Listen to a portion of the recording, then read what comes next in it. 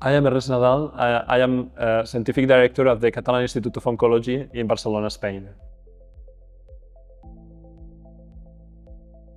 I think the single challenge will be, for me, a triple challenge, because it's to bring the right panel to the right patient and connect also to the right treatment. Then it's a very complex challenge.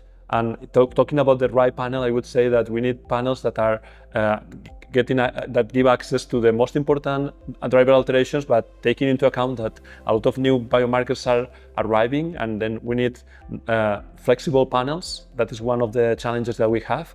Obviously, we need to ensure the quality of those panels and deliver as fast as we can the results, but we ensuring the quality and also in the appropriate patients. That is becoming a large denominator, because in the past few tumors were considered by, for example, the ESMO guidelines, but we have more and more, and I think it's nice also to have programs that are allowing patients that are not initially considered in the guidelines, but they may harbor alterations, and that could be helpful to guide the most appropriate therapy. But one big challenge that we have also in Europe and in the world is, once we discover that those alterations, how we connect that alteration with the appropriate therapy.